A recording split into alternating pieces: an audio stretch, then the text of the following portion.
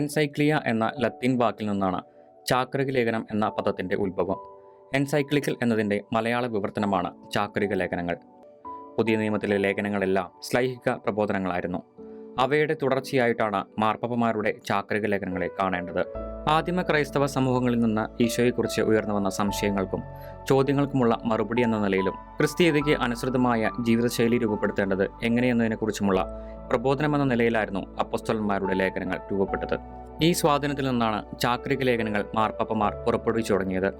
സാർവത്രിക സഭയ്ക്ക് മുഴുവനും വേണ്ടിയാണ് ചാക്രിക ലേഖനങ്ങൾ പ്രസിദ്ധീകരിക്കുന്നത്. മാർപ്പാപ്പമാരുടെ പ്രബോധനങ്ങളുടെ ഒരു രൂപം മാത്രമാണ് ചാക്രിക ലേഖനങ്ങൾ.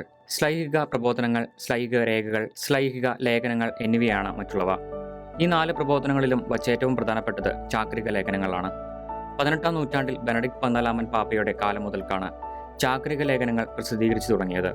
സാർവത്രിക സഭയ്ക്കുള്ള പ്രബോധനങ്ങളായിട്ടാണ് ചാക്രിക ലേഖനങ്ങൾ പ്രസിദ്ധീകരിക്കുന്നതെങ്കിലും അവ കത്തോലിക്ക സഭയ്ക്ക് മാത്രമായിട്ടുള്ളവയല്ല എന്നതാണ് വാസ്തവം. ലോകത്തിന്റെ മുഴുവൻ ശ്രദ്ധ പിടിച്ചു പറ്റിയിട്ടുള്ളവയാണ് പല ചാക്രിക ലേഖനങ്ങളും.